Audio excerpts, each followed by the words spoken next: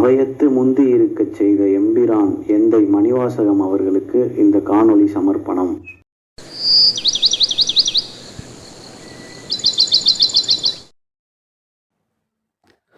வணக்கம் அன்பு நண்பர்களே.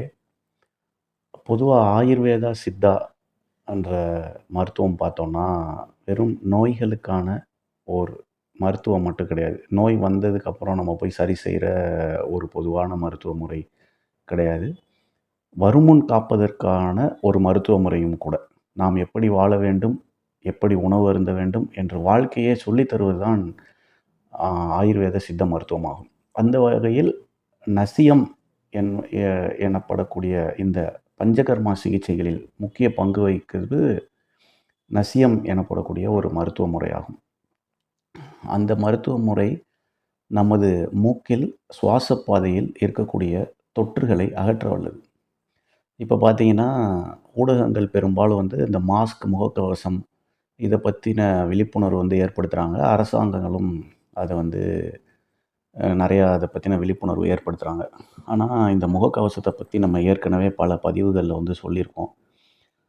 அந்த முகக்கவசம் என்பது நமக்கு சுவாச தடைகளை ஏற்படுத்தக்கூடிய சில பிரச்சனைகளை உண்டாக்கும். அது உதாரணமாக கொசுவை அடிக்க பீரங்கியை பயன்படுத்துவது போன்றதாகும். அப்போ உள்ளூர இந்த உயிர் சக்திக்கு ஏற்றவாறு அந்த நசியம் நம்ம உள்ளுக்குள்ளே ஒரு பாதுகாப்பு அரணாக நமது சுவாச பாதையில் அது வேலை செய்யும்.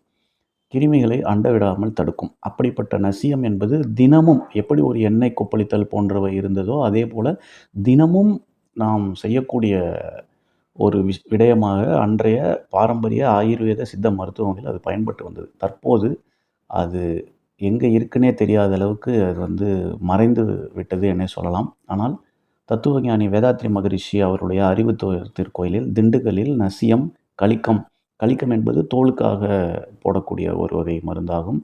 நசியம் என்பது சுவாச பாதையில் போடக்கூடிய தொற்று, அதாவது சுவாச பாதையில் ஏற்படக்கூடிய தொற்று, நுரையீரல் தொற்று, சைனஸ், இன்னும் கேட்டால் முடி கொட்டாமல் இருக்கிறதுக்கு, அப்புறம் பெராலிட்டிக், அதனுடைய பயன்பாடு மிகவும் பெரியது.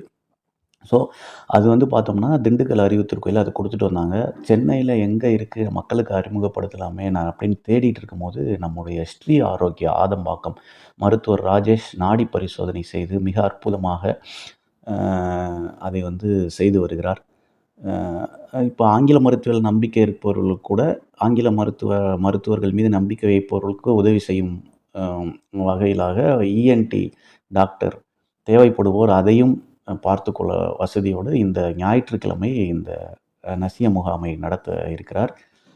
அன்பர்கள் அதில் பயன்பெற்று நம்முடைய பாரம்பரிய சித்த மருத்துவ முறைகளை இந்த முகக்கவசம் போன்று நாம் நம்மளை நாமளே ஒரு ஐந்தறிவு ஜீவன்களை போல் இப்போ பார்த்தோம்னா எந்த பூனையும் எலிக்கு மன்னிக்கணும், எந்த எலியும் பூனைகளுக்கு பயந்து தங்களை தாங்களே சிறையிட்டு கொள்வதில்லை. எந்த ஆடுகளும் மான்களும் சிங்கங்கள் புலிகளுக்கு பயந்து தங்களை சிறை வைப்பதில்லை.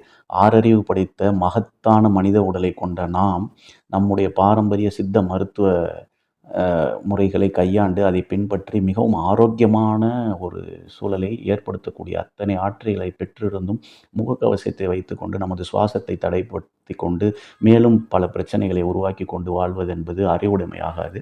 எனவே இந்த அற்புதமான நசிய மருத்துவத்தை தாங்கள் அனைவரும் பயன்படுத்தி கொள்ளுமாறு தாழ்மையுடன் கேட்டுக்கொள்கிறேன். நன்றிகளும் வணக்கங்களும். வாழ்க வளமுடன், வாழ்க வையகம்.